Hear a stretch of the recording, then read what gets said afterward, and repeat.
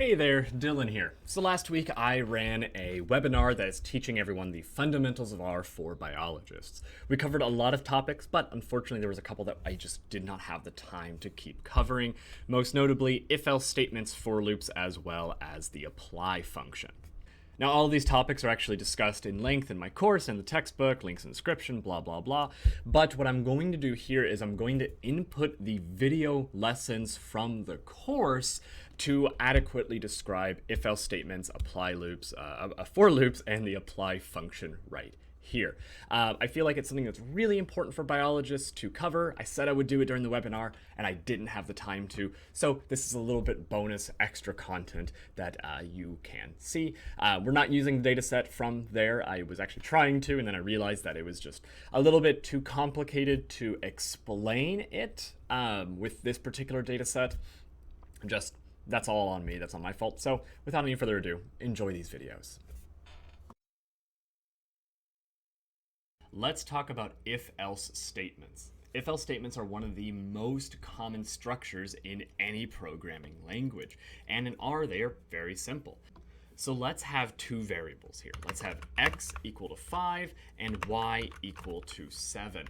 We can create a very simple if-else statement that compares x to y, and if the comparison is true, returns some value or performs some function. So let's create that. We'll first type out if, then in parentheses, let's say if x is greater than y, and now we need to add curly brackets. These curly brackets are going to say that if the value is true, we're going to do something. So here I'm going to say we are going to print larger. That way, if x is greater than y, it's just going to print the word larger. So if we run this, nothing happens. And that's because x is not greater than 5, or x is not greater than y. So let's change the values around. Let's make x 7, let's make y 5. If we run this now, we can see that in our console it printed larger. Now, this currently is just an if statement, but let's change it to an else statement. So at the end of the curly bracket, we're going to type out else, and then another set of curly brackets. This is going to say that if x is greater than y, if the value is true, we're going to print larger. However, if it is not true, it's something else, we're going to run a different set of code. In this case, let's just copy and paste print larger and instead say print smaller. So if we run this code, we can see that we still get larger. If we switch x and y again, we make x 5, we make y 7. Now, if we run it, we get the value smaller. You can think of if-else statements as creating a fork in the code, and based on the logic, in this case the logic being is x greater than y, it will determine which fork it's going to go down. Now let's discuss for loops. For loops are going to say for every entry in an object, do some type of code, some type of operation. In this case, we were going to have a vector named vec, which just has the values 1, 5, 9, 8, and 7. To create our for loop, we are going to write out for, and then in parentheses, we are going to list out how we want the for loop to operate. In this case, we want to go over every value in vec, so we're going to say for I in vec.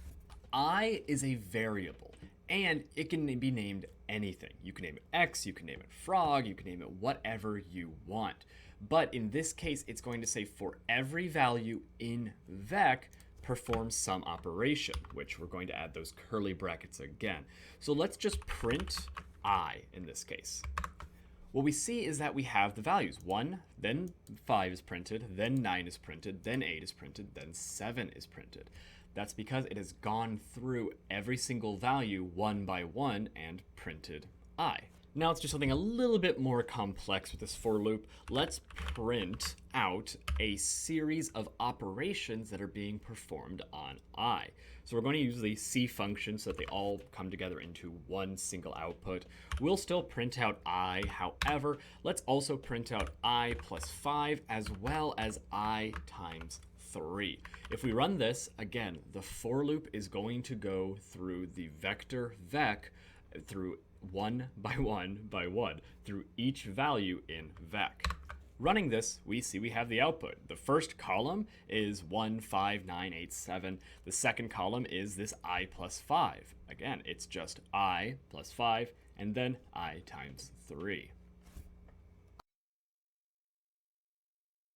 Here I want to cover for loops over data frames. When we first learned for loops, we learned it over a vector.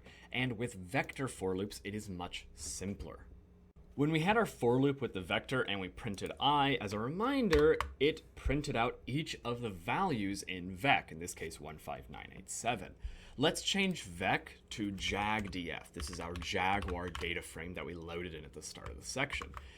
Here it is printing out every single value in the data frame.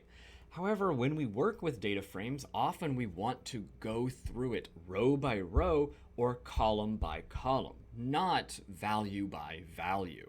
What we can do is use a little bit of extra code to specify to this for loop that we want to go row by row or column by column, and then use our subsetting knowledge to run code row by row or column by column. So let's give an example.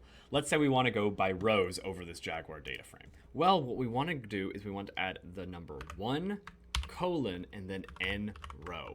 What this is telling the for loop is that it's going to go through the Jaguar data frame row by row, starting at 1, just the value 1, until the number of rows in the Jaguar data frame. So if there are, in this case, there are six rows in our Jaguar data frame, it is going to go from 1 through 6. So it will go 1, 2, 3, 4, 5, 6. In fact, if we print I just on this code, we see that I is 1, 2, 3, 4, 5, and 6. Now we need to get the values that we want to run with, right? If we want to go over the entire row, what we can do is actually do a little bit of subsetting. So let's do Jaguar, df, the square brackets to subset, and then I, comma, so that it is going row by row. If we wrap our Jaguar data frame in this for loop in the print function, we can actually print out each row. So running this code, I know it's a very messy output, but it has been printing each row one by one. The apply function is one of the most useful functions in R.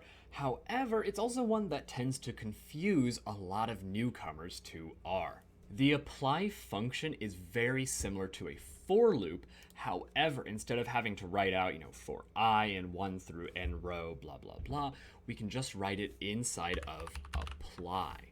For our purposes, apply takes in 3 arguments. First, it takes in the data that we want to apply, or whatever we want to apply over. So in this case, we'll do jagdf, because that's the data. The next argument is the margin. This is where you tell R if you want the apply function to apply over the rows or over the columns. In this case, 1 is rows, 2 is columns. So I'm going to type in 1. And then the last bit is the function that you want to apply over your data. So in this case, let's say we want to apply the mean over jagdf. Again, we're going to have to subset jagdf to remove that first column. So I'm just going to do -1 again. And if we run this, we now get the mean of each row of our Jaguar data frame, all in one line of code. Now let's use some of our knowledge of custom functions to make a little bit more of an advanced apply. Let's re-add in that control population data, and let's try to run the t-tests again. In this function argument, we can actually create a new function. So let's do function of x, and then the function. In this case, we're just going to do t.test, and then we will do x with the control population heights. That way it's going to run a t-test where we compare the means of our Jaguar data frame as well as the control population heights. If we run this, we see that, hey, it ran the t-test for every single row in our Jaguar data frame. So I hope that was a little bit helpful. This is, again, just a sampling of the lessons from that section. I believe there are 7 or 8 total lessons accompanying quizzes and mastery checks and all this other business. So this is, again, just an intro. It can get very complicated very, very quickly. So yeah, get into it. I really do recommend trying out if-else statements, for loops in your code, because they really unlock a lot of possibilities when it comes to analyzing biological data sets. So with that, again, any relevant links to anything I've said here are all down in the description. But have a nice day and happy coding.